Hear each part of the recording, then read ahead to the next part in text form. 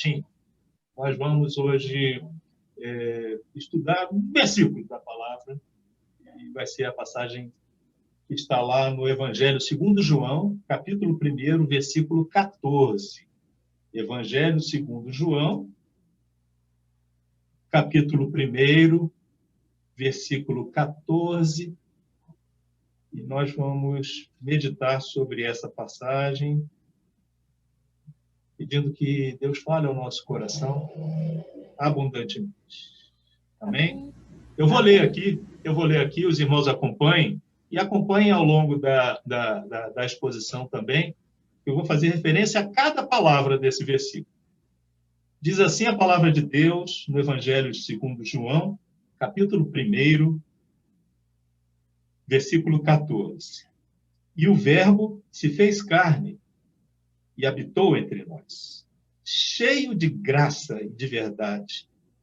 E vimos a sua glória, glória como unigênito do Pai.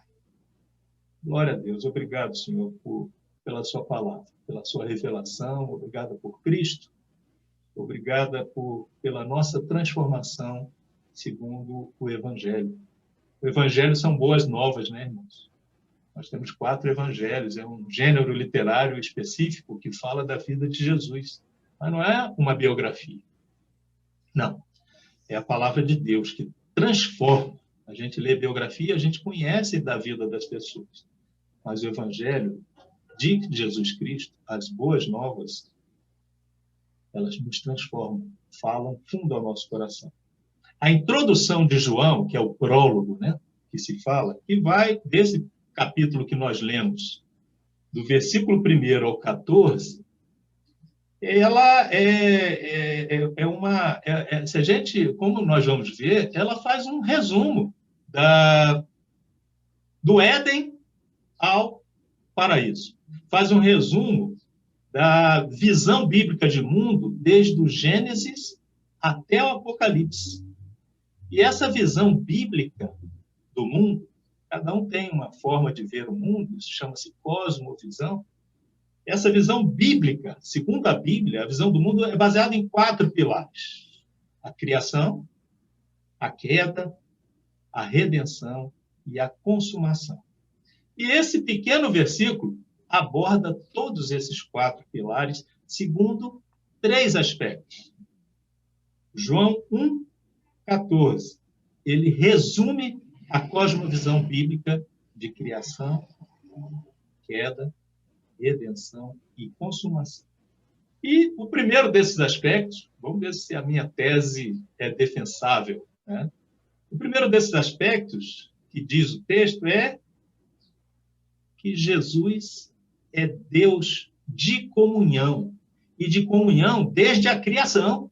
Aí é o primeiro pilar da cosmovisão bíblica, criação. Jesus é Deus de comunhão desde a criação. O que diz o texto aí na primeira parte desse versículo? E o Verbo se fez carne. O Verbo, carne. Confuso, né? Mas a Bíblia explica a própria Bíblia. Se você ver um pouquinho antes, no primeiro capítulo, no primeiro versículo, diz quem é o Verbo. Olha o que diz o primeiro versículo. No princípio era o Verbo. E o Verbo estava com Deus, e o Verbo era Deus. Então, quando ele fala que e o Verbo se fez carne, significa que Deus se fez carne.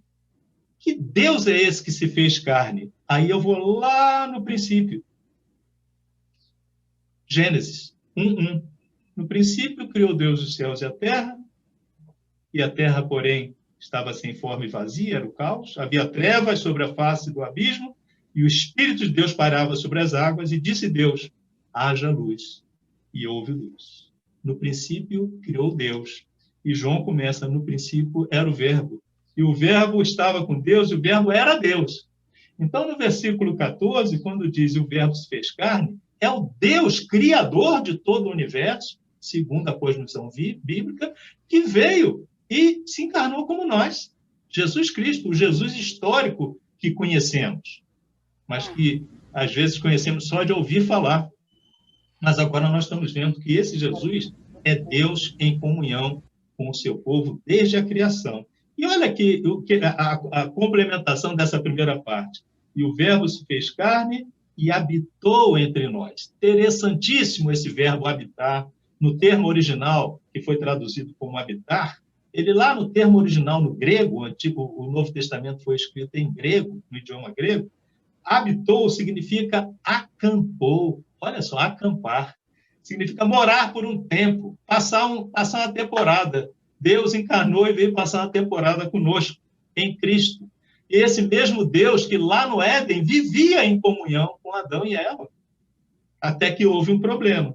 É esse mesmo Deus que, depois do problema, se manifestou no tabernáculo, no templo, na Arca da Aliança, na lei de Moisés, e ao longo de todo o Antigo Testamento sempre esteve em comunhão com o seu povo, ou buscando resgatar a comunhão com o seu povo. Nós é que fomos agressivos, mas nós vamos ver no segundo aspecto. Então, o primeiro aspecto desse pequeno versículo, ele diz o seguinte: Jesus é Deus de comunhão, e comunhão com o seu povo, aquele povo dele que ele escolheu para ser dele.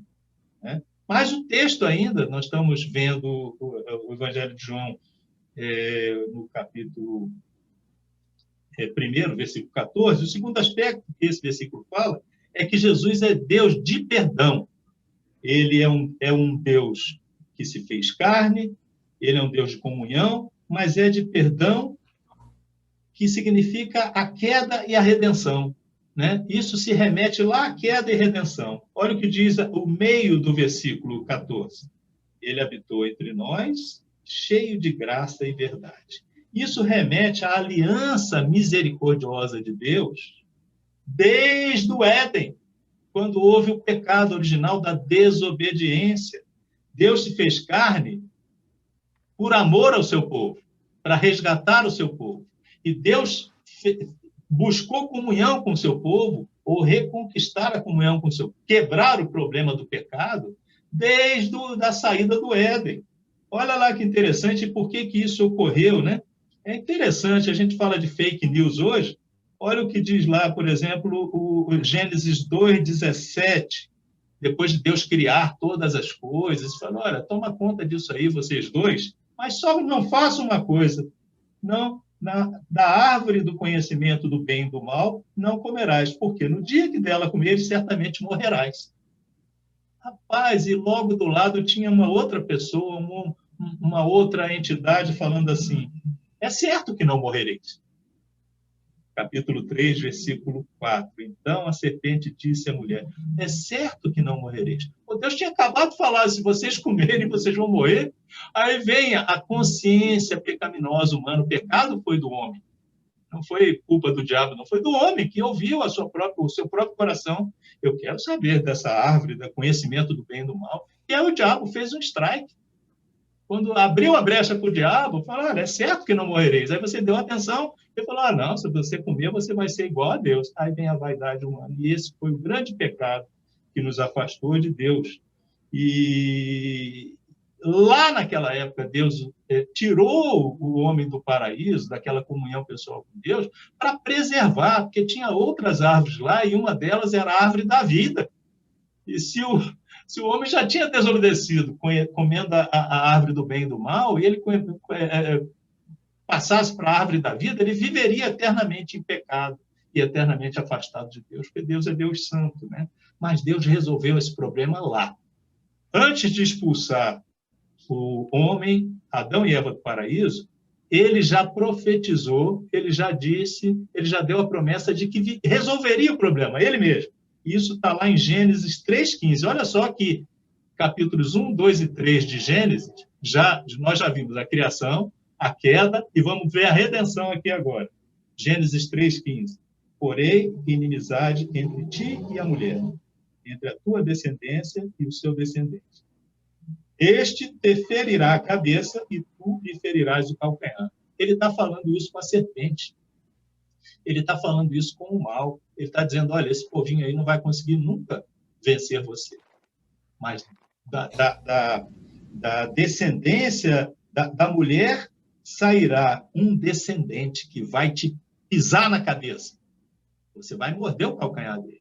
Isso aqui estava remetendo, a Bíblia, ela se explica quando você lê ela toda. Quando você vê, ao longo de todo o Antigo Testamento, e chega Jesus e morre numa cruz, você vê isso aqui sendo cumprido. Ele morre e ressuscita para vencer essa serpente, o mal do mundo.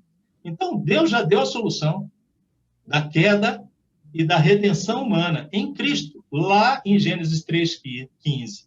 Então, quando fala assim, que Jesus, que o Verbo encarnou, o Verbo se fez carne e habitou entre nós, cheio de graça e de verdade, a graça e a verdade é que o problema está resolvido nele, em Cristo, porque Jesus é Deus de perdão para a salvação do seu povo. E salvação significa resgatar do pecado.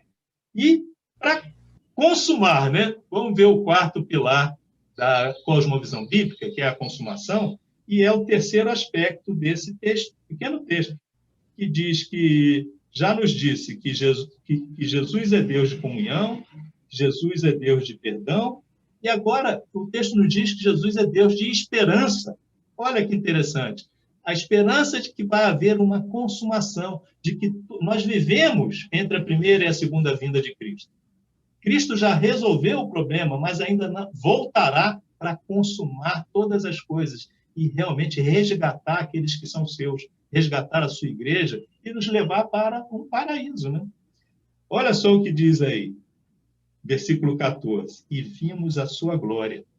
O que é glória? Glória é honra, glória é dignidade, é importância. É interessante a gente ver um pouquinho antes, no versículo 11, que diz assim, o verbo veio para o que era seu, mas os seus não o receberam. Negaram a Jesus. Mas, no versículo 12 diz, mas a todos quantos o receberam, deu-lhes o poder de serem feitos filhos de Deus, a saber, aos que creem no seu nome. Então, a salvação não é para todos, é aqueles que creem nessa história, nessa meta-história, nessa história da história, a história da salvação e do amor de Deus.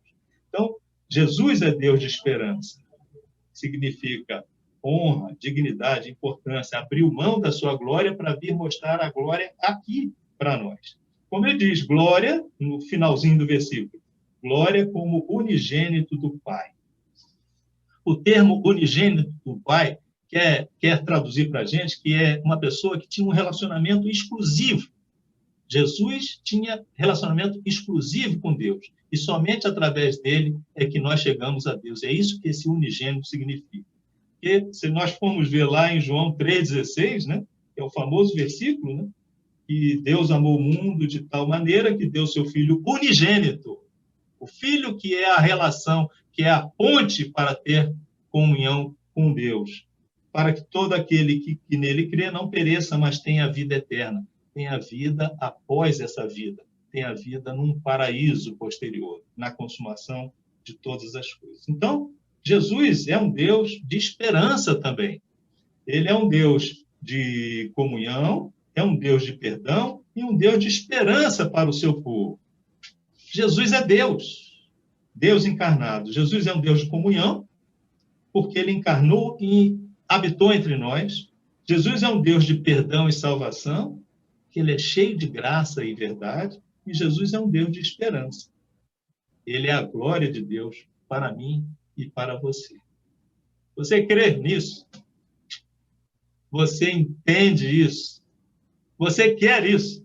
E se não quiser, você pode ter qualquer outra cosmovisão de mundo, né? O que vai acontecer depois da morte. Mas essa é a visão bíblica, é a cosmovisão bíblica, de que Deus nos ama e quer nos resgatar para Ele. Vamos orar? Senhor Deus, obrigado por esse momento. Eu peço que o Senhor coloque essas palavras, toque fundo no coração de quem as ouvir, não só aqui nessa live, nos participantes, mas em todos aqueles nos hospitais, nas empresas, nas escolas, nos quartéis, aonde quer que se ouça essa mensagem, que o Senhor, por meio do seu Espírito Santo, Pai, sensibilize o coração de quem ouvir essa mensagem para Jesus veio para nos resgatar, para resgatar a nossa paz com o Senhor. E essa paz transcende todo o entendimento, toda a Covid, todas as circunstâncias. Só em Cristo nós temos verdadeiramente paz. E é essa paz que eu peço para os nossos irmãos. Eu oro pelo poder do Espírito Santo, em nome de Jesus. Amém.